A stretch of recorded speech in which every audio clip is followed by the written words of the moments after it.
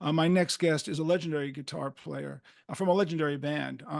If you don't know how legendary, you're going to find out because you may have heard them. Some of you may not be aware, but what they accomplished was enormous. And their impact in the music scene when they became famous, it was undeniable. My guest today is the guitar player, founding member of Grand Funk Railroad, Mark Farner. Mark, welcome to the show. Thank you, brother. Good to be with you, JJ. So I take it that behind you is not a digital recreation; it's an actual studio, right? Yeah, brother. Yeah, it's incredible because I interview so many people, and some people have digital walls, behind Yeah, them. yeah, You man. know, you don't know what's real, and then people say to me, "Is my wall real?" And I go, "Yeah, yeah, yeah, it's real. Yeah. Yeah, it's real. I got it." Um, so, Mark, listen, man, thank you for being here. Let me start. By saying Grand Funk Railroad established itself as really the most popular people's band in 1969, 70, 71, at the height of the hippie era with the Grateful Dead, the Jefferson Airplane, all the San Francisco stuff that was happening. Here comes a band that takes advantage of all the rock festivals which were occurring at the time.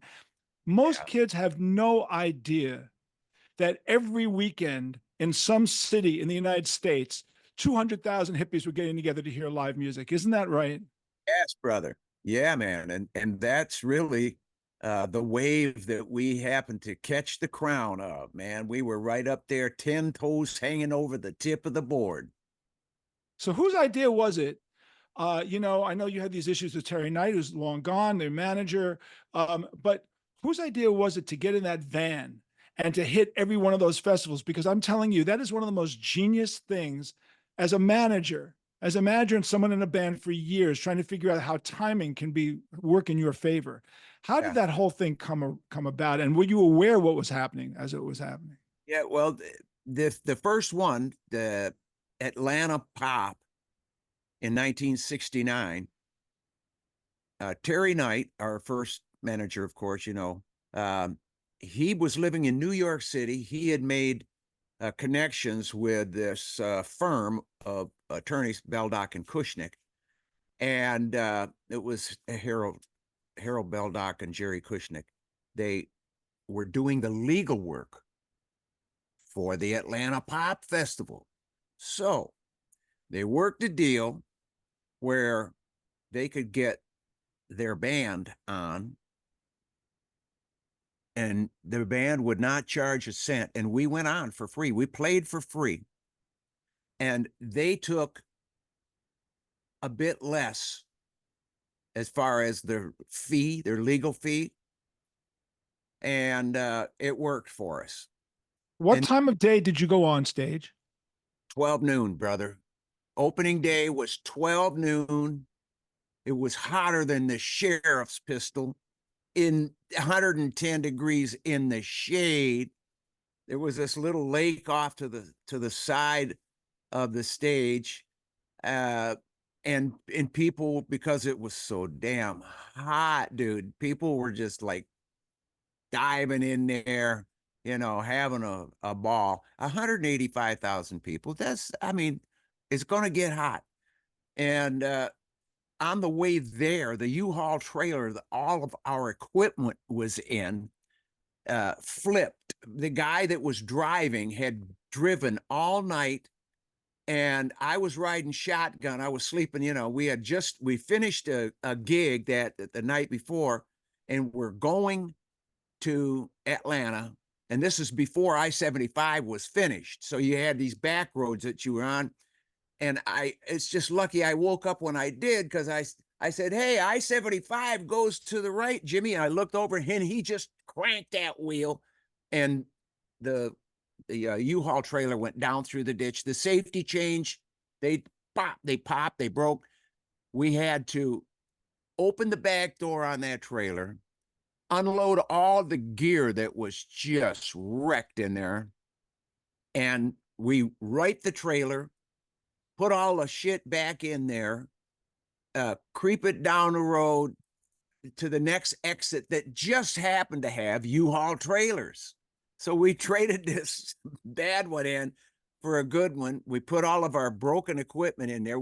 We knew we had to just beat feet because, man, time is of the essence.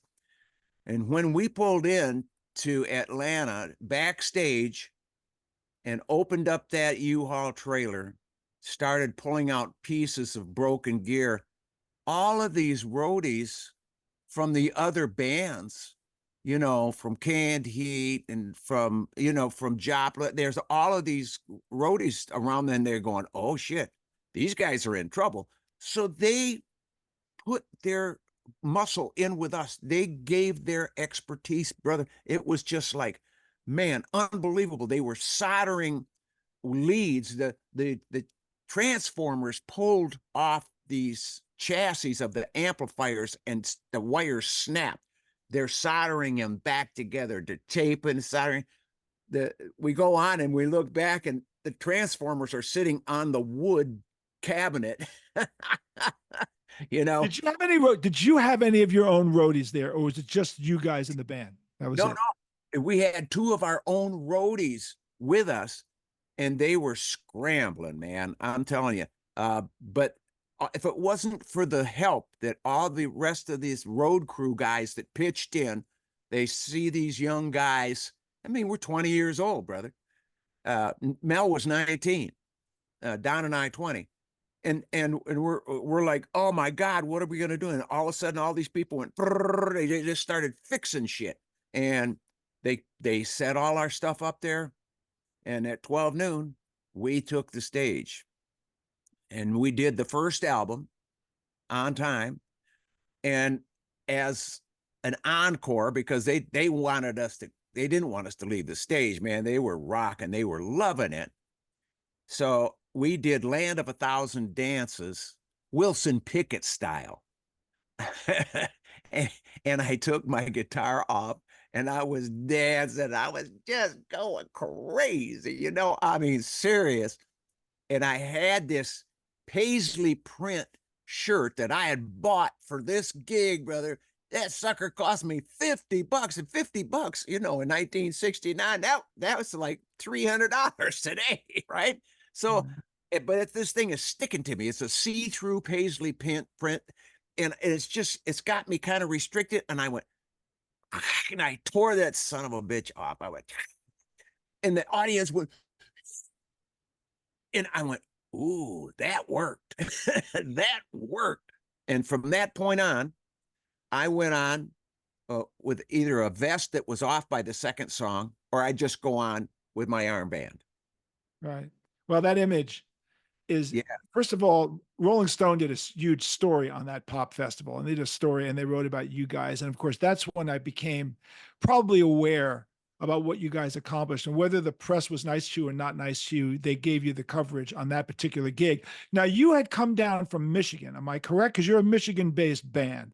Yes. And while most rock people in the rock know that there's the Motown thing of Detroit, right? And there's the San Francisco thing, and there's the LA thing, and there's a Liverpool thing. There was a really big Michigan thing, and a lot of great artists came out of that, including garage band, punk, proto-punk bands like Question Mark and the Mysterians, and all these guys who played in these kinds of really cool garage type bands that were emanating out of it. Obviously, Alice Cooper eventually comes out of it. Bob Seger comes out of that scene.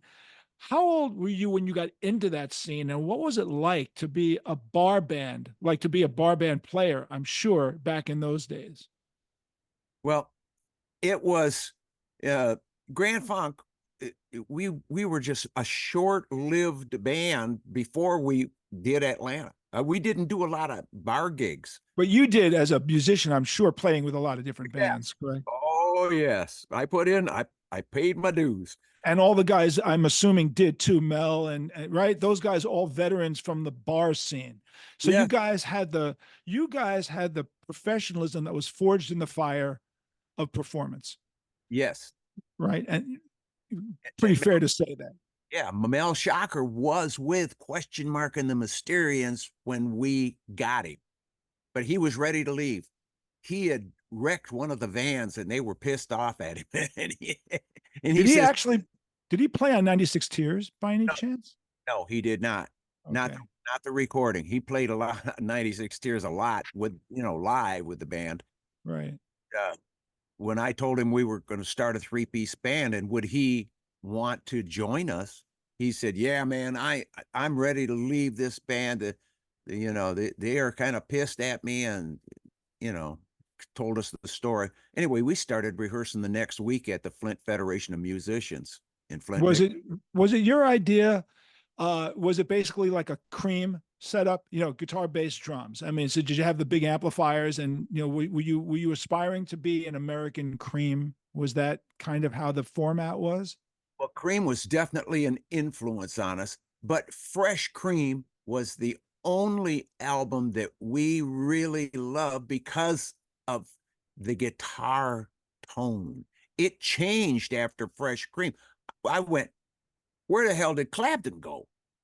You know, the guitar that sold us on Cream, on Fresh Cream, that first album, man, it came up missing. But that that construction and that air between, you know, that's created, it's a pocket. It's like a hook. When nothing is playing, it's like you're anticipating, and then something comes in. It's like we loved that, absolutely loved that. And Yeah. Go ahead.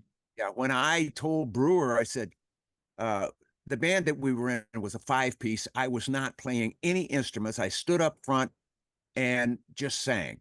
And two of the players were married, and we got stranded out in Cape Cod in 1969. In February, there was the worst snowstorm in the history of the world, and we got socked in. And we were living in little summer cottages on Cape Cod that had no insulation and just a little space heater, and we were dying to death out there. We were melting snow for water. Uh, the toilet, everything froze up. Uh, if we had to do number two, we would do it in a grocery bag and take it out and bury it in the snowbank, dude. And I would That's truly Grand Funk Railroad. So when we got back to Flint after Brewer's mother, Western Union, the money to a drugstore that was up the coast. We hitchhiked up there when we finally could get off Cape Cod. We hitchhiked, Don and I, and we went up and got the cash, rented a van, went down and got the guys, loaded our equipment, and came back to Michigan. And when we went to Bay City to give a piece of our mind to these guys that put us out there, Delta Promotions, because they told us we were making no money, and that if we did good though on these gigs, we could go back and make great money. So we were under the impression we were not getting paid, but we were actually getting paid. And we found out that we were getting paid like $350 a night. And we wanted to find out what happened to that cash, and wanted to, we were going to give them a piece of our mind. And that's when we heard question mark on the Mistreater. We didn't know it was them, but part of their facility was a rehearsal and a hall there. And we're waiting to get into the office, Brewer and I, and we're listening to this bass. And after I had told him we need to do a 3-piece band, and no women, they can't even have a girlfriend. These wives, they broke our band. And we just said no women. And so when we got Mel and told him what was up, man, he was more than willing. And he's a great bass player. He's he's got a pocket, man. It's as wide as Texas. What is the individual inspiration for the three of you in terms of the musicians you listened to as you were learning your instrument? For you, Don and Mel, who would you say were the people that kind of got you into the addiction of wanting to play rock music? Yardbirds, with Jeff Beck, train kept a rolling. Oh man. We saw them live at the IMA Auditorium in Flint, Michigan. And at the time, we were in the pack. And the manager got us side stage passes to watch the Yardbirds.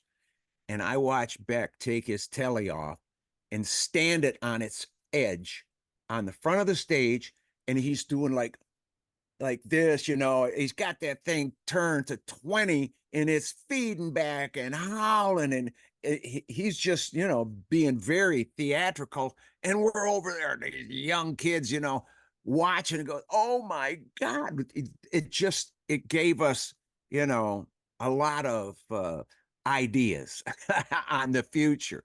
And of course, Beck was in there, and Rick Derringer, man, Rick Derringer, holy shit.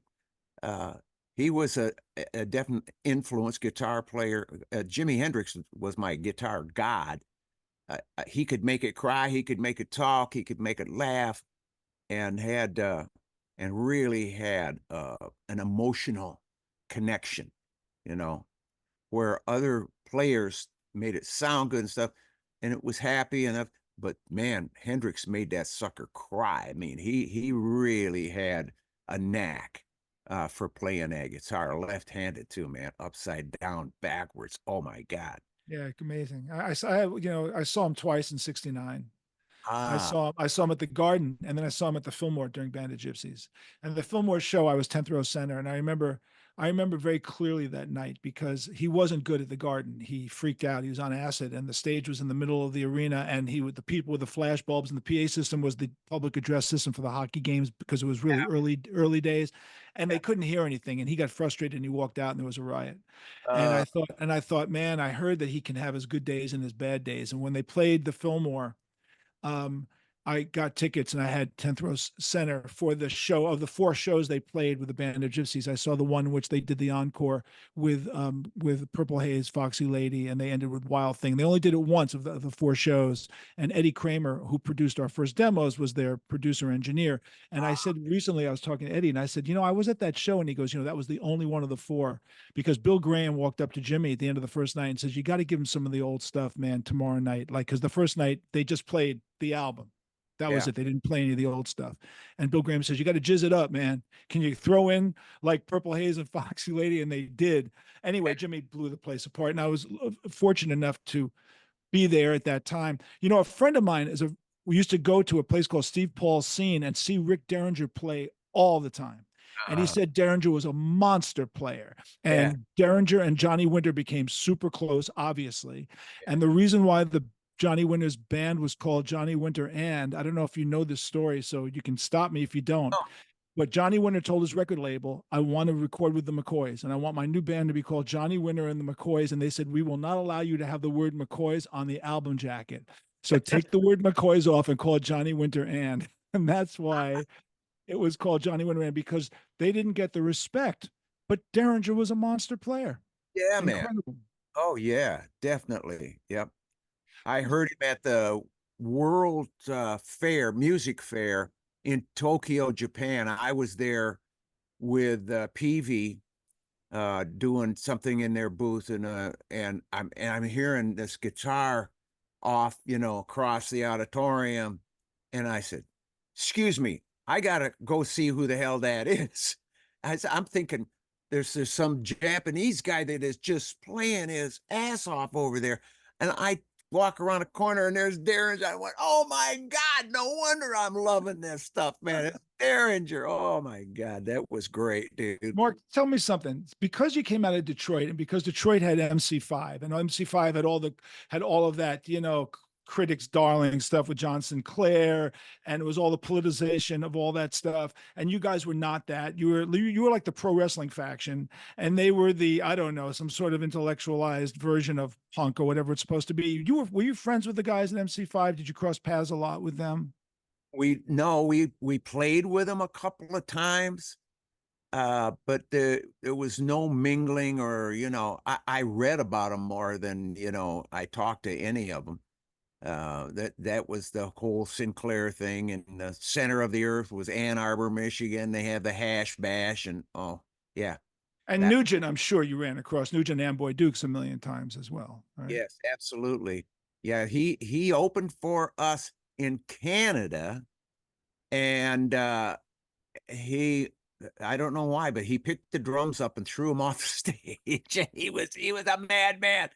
Uh, Okay. I Okay. love that guy. He's crazy. You know, but he's really he's a lot of show, but he's really a kind-hearted dad down in there, and he does love the country. He loves you know, being a patriot of the United States. And Yeah, his politicization stuff is a little overwhelming. I'm not a fan, but I will say this. I saw him open for Aerosmith in 1975 at Madison Square Garden. Never seen Nugent before. And he blew Aerosmith off the stage so badly that I felt bad for Aerosmith. I really felt that they, compared to what Nugent did, and he was all show, jumped yeah, off the dual showmans, wearing the crazy clothes, and yeah, put on a hell of a show. And he had a great band with him, you know, an amazing group with him. He had what, Hunter and Wagner, I think, or you know, like the guys that comprised that Penty Glan and all those amazing players in Detroit that became Lou Reed's backing band and made one of the greatest live albums in the world with the Rock and Roll Animal album. There were amazing players out of the yeah, Midwest, amazing, and they didn't necessarily get the respect yeah, that they should have gotten because they were spectacular players. And Nugent's band was great, and he was great. And unfortunately, Aerosmith had a bad drug problem, and that night they were terrible. You yeah, know, and that was that. So let's go back now to you guys because this is what I want to talk about. I want to talk about 1969, 1970, 1971 Grand Funk, when Grand Funk was everywhere. yeah, So you guys are making these records. I'm listening to FM radio in New York City, you know, and FM radio in New York City, there's a lot of Grateful Dead and Jimmy and, you know, like hip stuff, you know, like kind of crazy stuff off the boat from England. And they're not really playing much Grand Funk, not really playing a lot, playing some, but not a whole lot. And then Closer to Home comes out. Now, let me tell you what life was like in New York City when Closer to Home comes out. Up until that moment, nobody had a billboard on Times Square with an album cover on it. I mean, no one ever did. It hadn't been done. Hadn't been done. I go yeah, down to Times Square and on 45th Street, the entire block, the entire length of the block had a billboard with yeah. Closer to Home. And I walk out of the train station, I went, holy shit. I guess this album is going to be a hit because look at the fucking size of this damn billboard. And that billboard, there was a billboard strike. Do you know about this? Yeah, dude. And they kept that thing up there for like 8 months. It was 8 months. unbelievable. When you talk about a stroke of a blessing from God, dude, I'm telling you. Yeah, because that was not a cheap place to The have a whole block, it was a city block long. People don't understand. We're not talking like a quarter of a block long or a right. third of a block long. We're talking the entire block was taken up by this gigantic billboard that stayed up for months at a time. That first month, JJ, 50 grand. And then free, free, free. I mean, you know, hello. Hello. So at this point, the record explodes. What's going through your mind at this point when the record explodes? I'm just such a thankful guy. And Sid Bernstein wanting to do the gig, you know, at Shea Stadium. And when they sold out in 71 hours. But people don't realize, JJ, back then there was no electronic ticket. You had to show up at the box office at Shea Stadium, and they camped out on the lawns. They had sleeping bags, tents. People camped out so they could get tickets. Every one of the 55,000 seats were purchased at the box office. Yeah, and at that show, my bass player Mark the Animal Mendoza went because he was a big fan of yours and saw Humble Pie open. If I'm correct, Yes, correct? you're And right. and apparently the two he said to me because he was up on about on one of the higher tiers. Yeah, He had been to Shea a bunch for baseball games, yeah, but he never experienced the movement of the stadium. yeah. Like, so tell me this then. You're playing Shea, you sell it out in 72 hours. The Beatles took a couple of weeks to sell out, right? You sell it out in 72 hours. Of course, everybody's aware of this stuff. I was in Europe at the time, but I was fully aware of what you guys pulled off, like completely aware of it. Back when the Beatles played Shea, the the what was it? The beginnings of concert PAs and lights and sound they were in its infancy. There was nothing. They were on second base. It looked like they had four voices of the theaters on each side on tables. This is for Shea fucking Stadium. Do you remember what your what the PA was like? Do you remember the amount of gear you had to do the show? Oh, Tell me about that.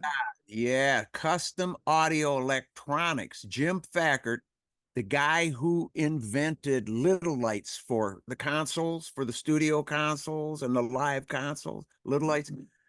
Fackert, who also built my pedal.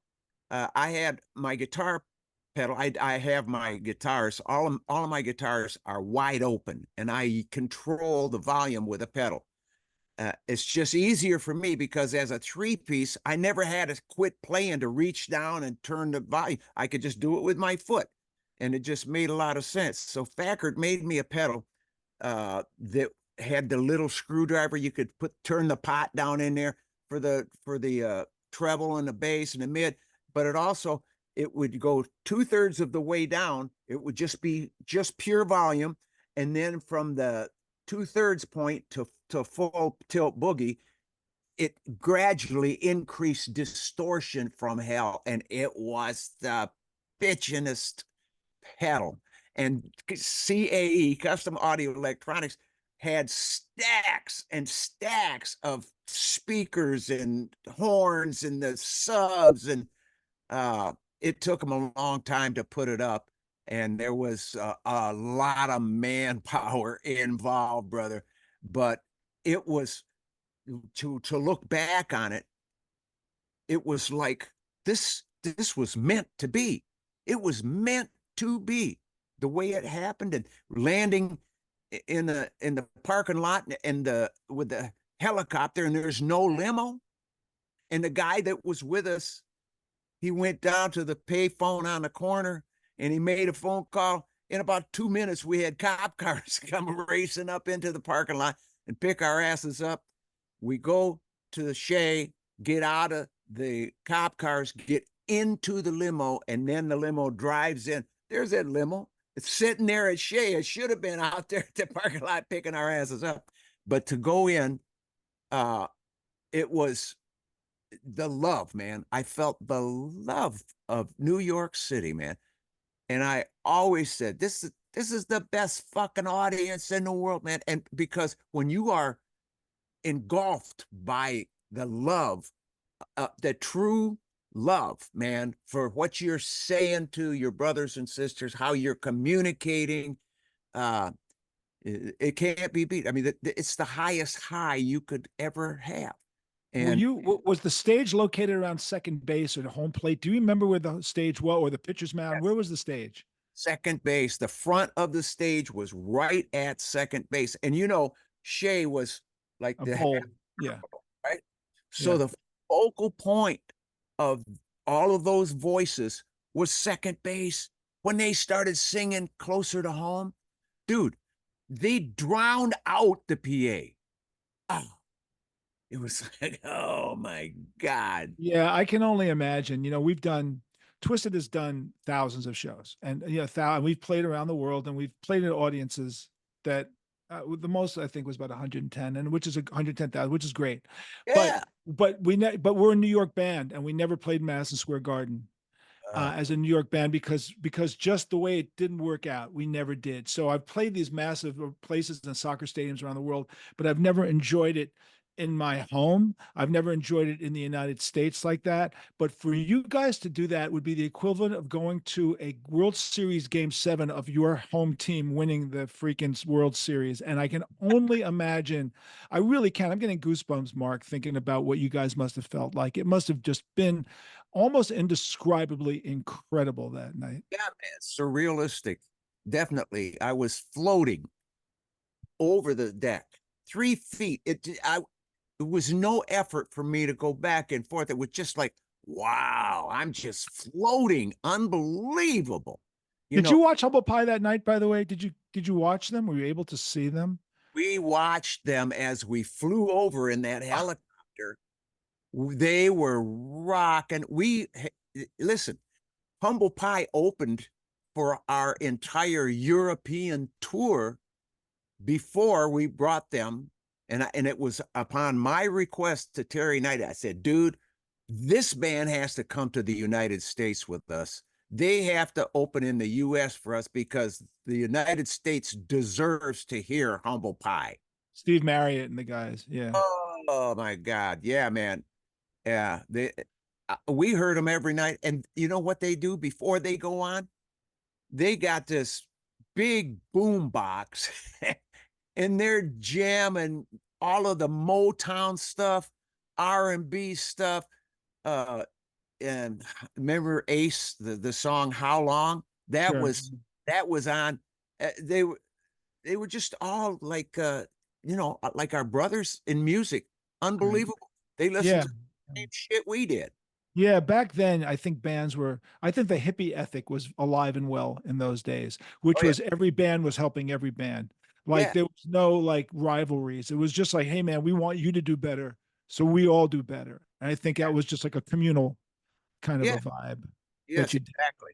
So I met Sid Bernstein on a number of occasions in New York City. And one day he was in Central Park sitting there watching a folk guitar player who was a friend of mine. And he was sitting on a bench. And I walked up to Sid Bernstein and I said, Sid, I have to ask you a question. Did the Beatles have a rider at Shea Stadium, a backstage rider at Shea Stadium? And he said that Brian Epstein sent him a rider for what he wanted in the dressing room. So I said, and what would the Beatles rider consist of? And he said, if my memory serves me correctly, they asked for 4 towels, 4 cots, and a 6 pack of Coca-Cola, one can for each, or one bottle for each band member, and one for Mal and Neil, their roadies. And that was the entire backstage Amazing. rider. So I have a question for you. Did your writers get crazier as time went on? Like, what was a backstage writer like for Grand Funk Railroad? No, it was pretty tame. Just because we didn't like to eat before we went on. We didn't have, food on there. Of course, the crew now during setup, they had a nice meal, a good hot meal, and we always made sure that the crew was taken care of, man. Those guys were our brothers. Yeah. And that in itself uh really lent to the overall us moving from place to place, doing 59 cities in 62 days. That that takes guys that are working together and guys that love each other. And I don't see so much of that anymore, JJ. Yeah, people don't understand that your road crew is the backbone of your entire band. Yeah, Your dude. road crew keeps you guys, and they're the unheralded guys. But at the end of the night, when you're on the bus and you're heading out to the next venue and you're with your crew, you thank your crew.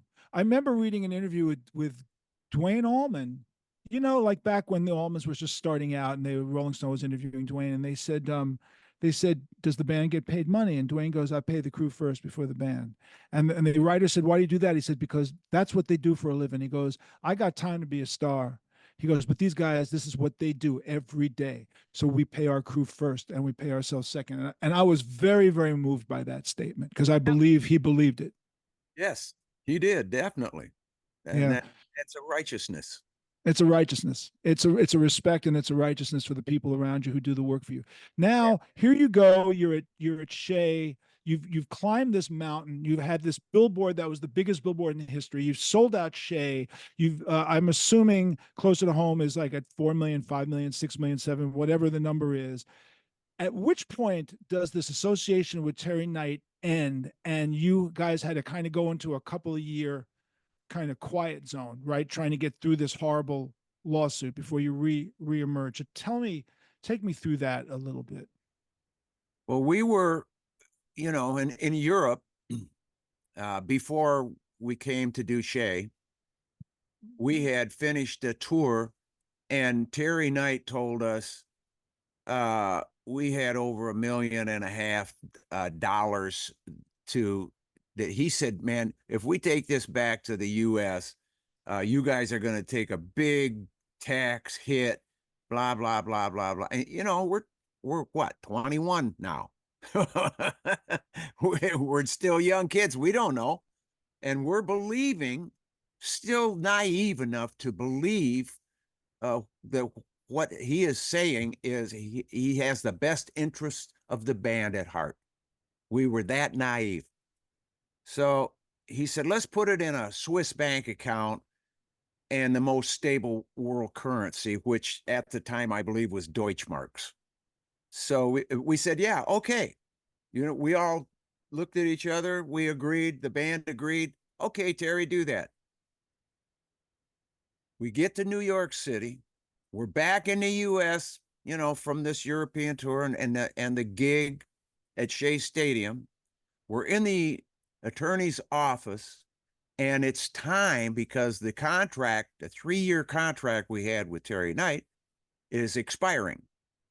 So they want to secure another contract, another 3-year contract. So what they say to us, they tell us we are compromised and that we owe the Infernal Revenue Service 400 grand.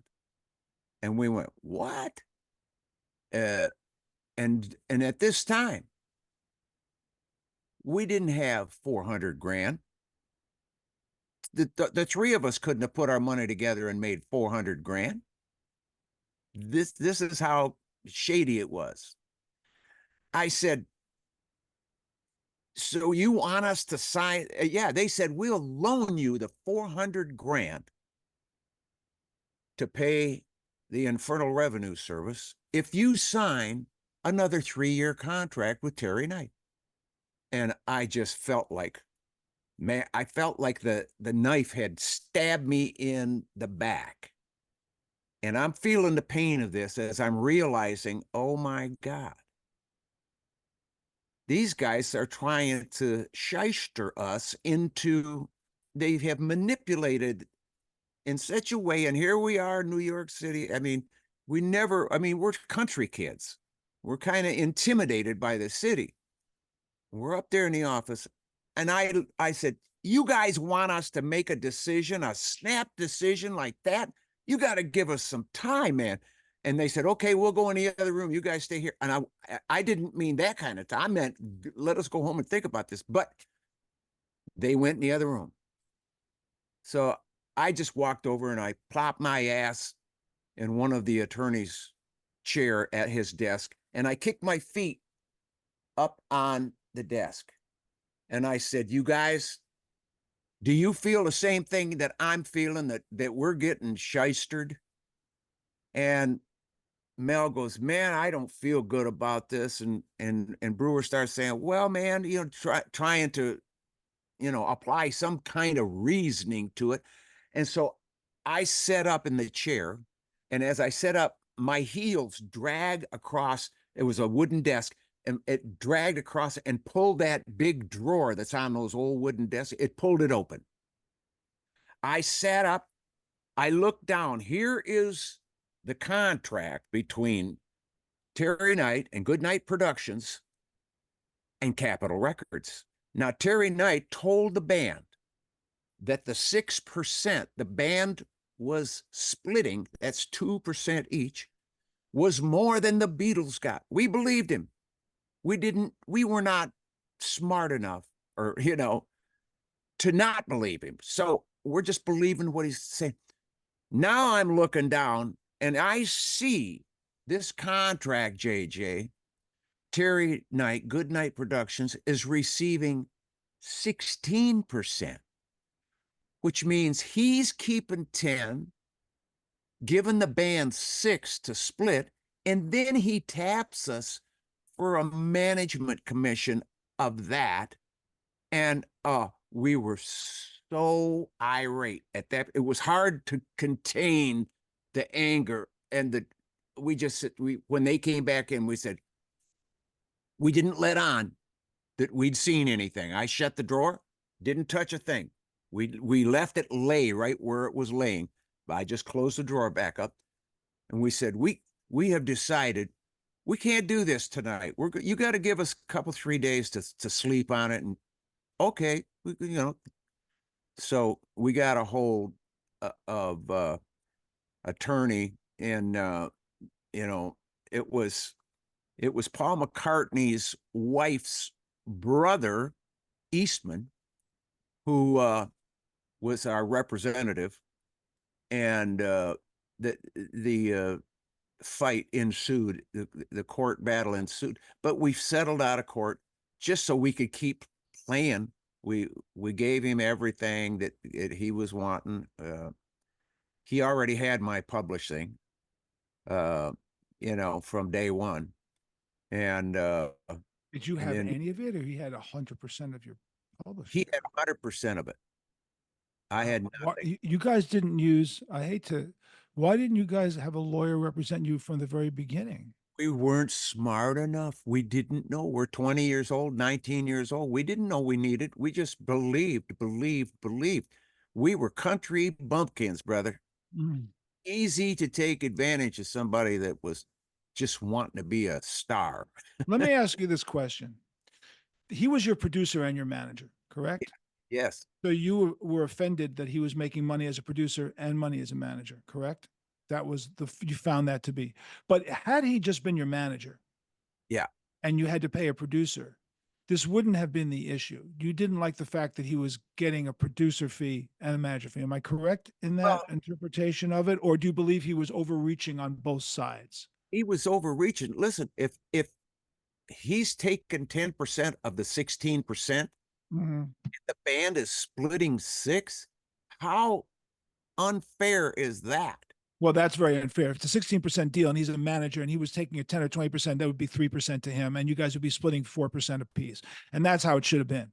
That's exactly how it really should have been. And the fact that he did that on top of producer, I can say, why did he think he was going to get away with it to the end? Was he that arrogant that he thought he would never be called on at all? Yeah, I believe so. Unbeknownst to us, he was very active in drugs. I mean, he was taking drugs, man. He was taking some serious drugs. He bought Lear jets and all kinds of shit. I mean, he got into the poor guy. He was stabbed to death by his daughter's boyfriend. That whole thing. But before that, JJ, I talked to him on the phone. I got his number and I called him because I wanted him to know I forgave him. I mean, I had to set my own heart free Understood. because I don't want to have this vengeance. This, oh my God, he stuck it to us and all this.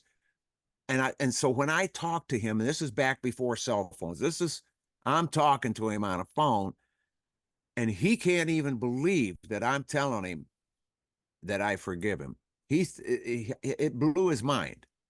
He didn't even know what to say to me. He says, it's like, well, if you ever get a divorce, I can give you pointers because I've been through one. And I'm going, what the hell are you talking about? Did he have, what did Mel say? And what did, what was Don's when you said, I'm forgiving the guy, did they go, are you out of your fucking mind? We hate this motherfucker. Like, what was their position? Or they just went, Mark has seen God. He needs to do this for his own head.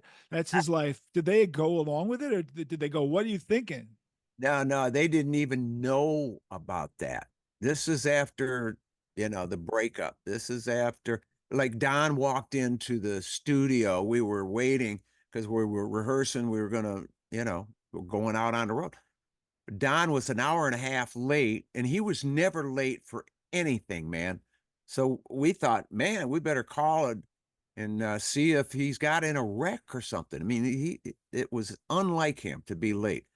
But he finally walked in an hour and a half late, and he stands up there on the podium there with where the producer's desk and all, overlooking in the control room. And he says, I have to find something more stable to do with my life. And I thought, what did he just say? And I said, you mean you're calling it? Yeah, it's over. I'm done. He quit. He quit. And I went, oh no, you can't quit. But he did. And I started calling people because I knew he was serious, man. So I called my brother. I called Dennis Bellinger.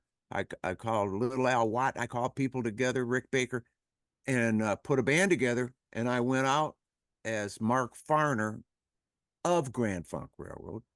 And when I went out of an agency in Nashville, and I told Bobby Roberts, I said, I don't want people coming and thinking that they're going to see Grand Funk.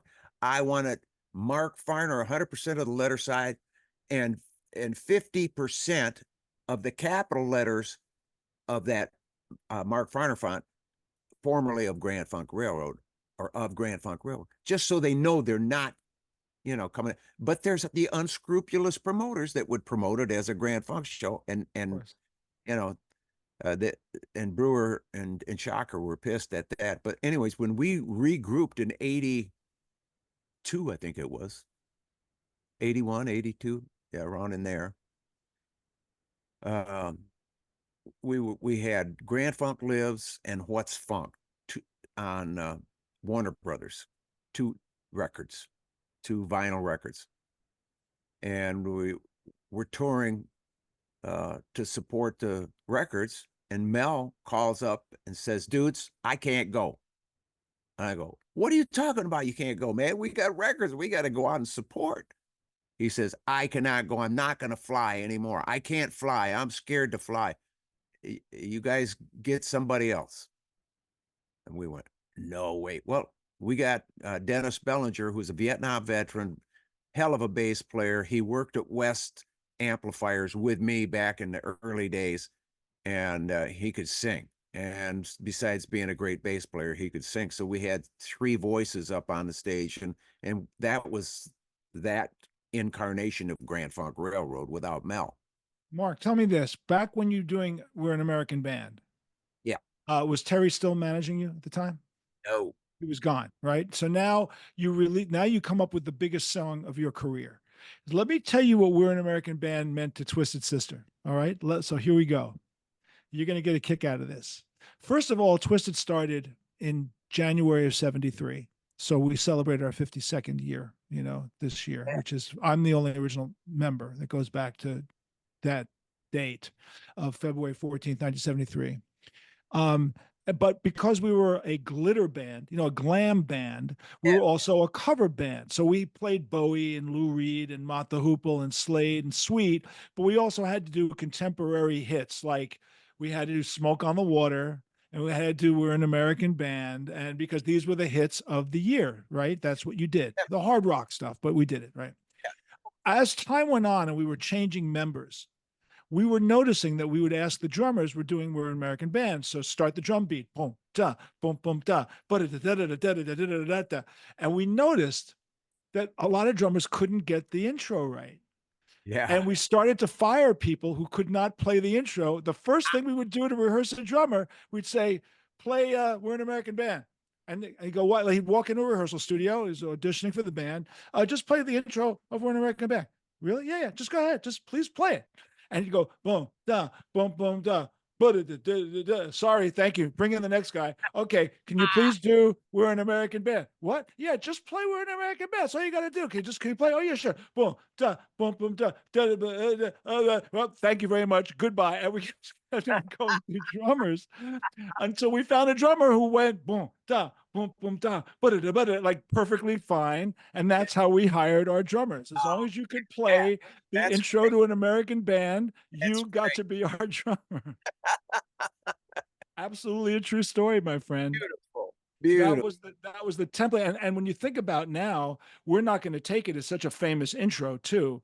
It's the same. And that drummer who passed away, unfortunately, wrote that incredible intro. And after he died, every time we sat down with someone, as we had to do a fill-in TV show or something like that, we'd go, okay, play the intro to We're Not Going to Take It. And if you didn't get it right, goodbye. We'll see you later.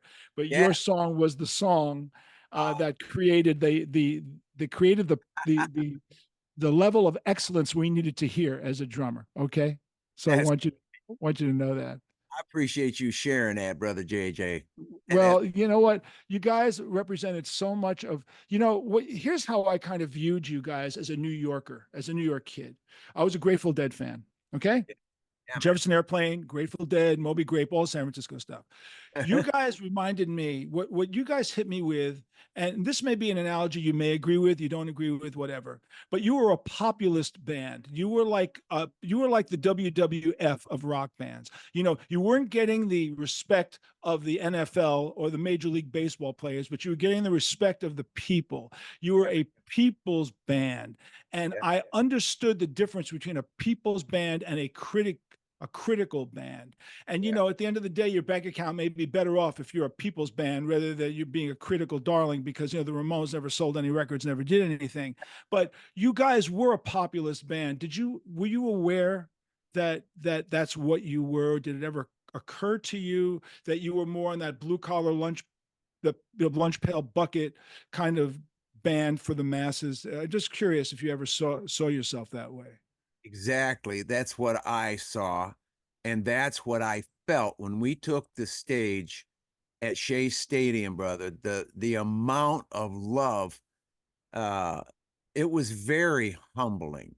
And for me as the front man for Grand Funk, I because I had seen a lot of different front men, and there was a lot of them. I didn't care for their stinking attitudes. Their oh, I can't. I don't know. I won't go there. But you know what I'm talking about, brother. I do know what you're talking about. You know what's the joke? What's the difference between a lead singer and a terrorist? You know the answer is you can negotiate with the terrorist. You know about. That's great. So, I mean, we have a million of them. Okay, like there's a Oh million of them. yeah, You know how the lead singer changes a light bulb? He holds a bulb in one hand and waits for the world to revolve around him. yeah. That's great, But man. you weren't. You were a people's person. You were a man of the people. By the way, the way you looked, the way you held the guitar, you had an aluminum guitar, didn't you? Right? You had that aluminum guitar. What brand guitar was that? The Valeno, uh, Okay. the one that shined, and we did it Yeah. on the Yeah. Shine tour. Yeah, man, that was a Okay. heavy son of a bitch. It weighed a lot. I picked one of those things up, man. That shit was like a 14-pound boat anchor, wasn't it? Yeah, man. It was a weapon, wasn't it? In case someone came out and touched. If you let go of the neck, it just went shoo, bam. So, Was the neck metal as well? oh yeah, So yeah, did that get cold and hot depending on the weather? I was told that yes. those kinds of necks did react to the weather. Oh yes, they did, very much so. Yeah. Yeah, man. Um, so now as things move on, you wind up producing the album with Frank Zappa. Yeah. Tell me what that was like when Grand Funk, the ultimate lunch pail bucket blue collar band, hits the most high-minded intellectual guy on the planet Earth. Tell me what it was like to work with Frank. I'm gonna tell you because when we drew his name out of a hat, we did the same thing with Rundgren, brother. We Mhm. put a bunch of names in a hat, pulled a name out. And when it was Frank Zappa, I went, it's Zappa. It's like, we thought, I wonder if he'd even think about this. I wonder if he'd even so much as react to us, uh, asking him if he would. Right. And it was like when he came to Michigan to check us out, he just stayed, man. He said, we'll do the bed tracks here. We're going to do the bed tracks here, and we'll go to LA and do the vocals, but we want to put the bed tracks all. So yeah, you're the producer. Great guy. He drank coffee like more than 10 people should have in the course of a day. He had one of these air pots where you bring the thing down. It's a thermos, and the air pushes the coffee out, and he'd look down in there, and he'd look down in there, and when it'd get about half gone, he'd send the engineer, go make another pot. He had to have hot coffee in there all the time. He'd make a cup of coffee nervous, dude. He drank so much And he coffee. smoked a lot of cigarettes too, didn't he? He Oh smoked a yeah, lot. Right. yes. And people thought he was a drug addict. He never took drugs. You know, he didn't drink alcohol, dude. When he would have a drink, everybody's having a drink. He'd have a Shirley Temple. you know, just a little maraschino cherry and a pink drink. Right. Uh, but what a mind. This guy was so intricate. And I don't know if you heard that album, you know, his production, it was breathing. It was alive. The production was, wow, we had never heard anything like that. And his technical skills and where his mind was, uh, we went to his house and we're on our way up the valley, and I look way up ahead and I see this purple house with pink shutters. And I said, that's got to be it up there. And we pull into that driveway, and Zappa comes out, invites us in. And this is way before big screen TV, right? But he had where they put a lot of little screens together to make one big screen deal, you know. And his whole living room wall was a TV like that with these little tiny. And he sat us down and he played Poco, and what's that? The claymation, Gumby and Poco, or you Yeah, know. I know. Yeah, right. And it turned into like porn. The clay turned into porn. It was crazy. It was some crazy stuff that he was working on. And the studio that we did the vocals in, he took us down this hallway, opened this first door, and you look in there. There's a cat of nine tails hanging there. This bed's got a big crank where you could stretch the person out, and it says all this leather and shit. And we're going, you're kidding me, man. This is in a recording studio. Did you play guitar with him at all? Did he play guitar at all? He's an amazing guitar player. I mean, phenomenal guitar player. Played on our record on the song Good Singing, Good Playing. Good playing. Yeah. Oh, he took a solo that just went, oh, yeah. All of that stuff. You know, this is long time before Eddie got started with his hammer-ons and stuff. Right. Zappa was doing that. That's where all that shit came from, that the hammer-on stuff. And he did it very well. Very, you know, he had that creative thing all the time. He could not ignore that. I was so impressed when you guys worked with him. That automatically made you the coolest band on the planet. By the way, when I read that Zappa said, I'm working with these guys, I'm like, wow, he must know something that other people don't know. And I had a feeling you guys had a good time with him. I just didn't know for a fact, but I had a feeling so listen, you've given me a lot of time. I appreciate your time. I got one last thing before I say goodbye to you. Of course, I do want you to wrap up and give me tell me what you're doing right now and what you're heading into. But when you were writing with an American Band and you wrote that line, "Sweet, sweet Connie is doing her act," she had the whole show, and that's a natural fact.